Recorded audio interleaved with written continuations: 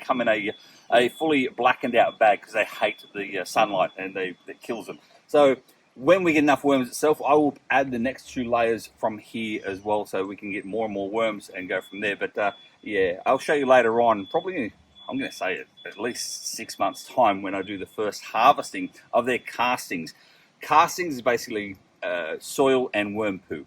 And when you harvest that, that is the best thing you can actually have for your composting, for your garden, that sort of stuff as well. So anyway, we're going to get started. All we need first and foremost is the worms, and we need their bedding. Now, their bedding has to be moist. Yes, I said the word moist. The bedding has to be moist, but not wet. So this here will need to be strained out totally.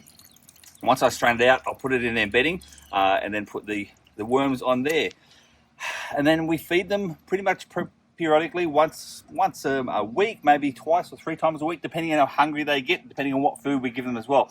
Things you can't give worms, you can't give them anything citrus. You can't give them things like, meat or dairy products or onions, that sort of thing too. But anything else is pretty much, they love, and they'll eat and they'll devour pretty quickly, normally within a week. So if you put like a banana skin here, 1 banana skin with this many worms, it'll be gone within a week. So that's how that works. So anyway, we'll put these in.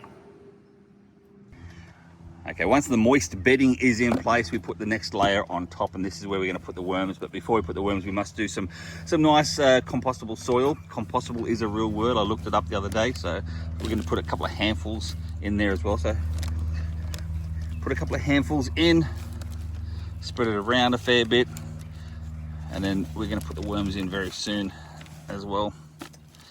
They'll love this.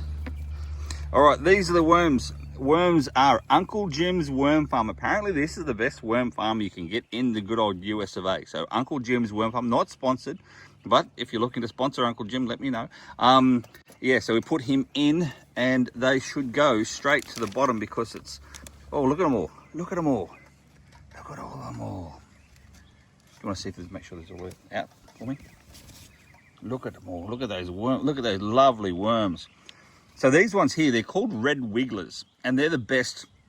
They're not the best ones for fishing. No, these are the composting worms.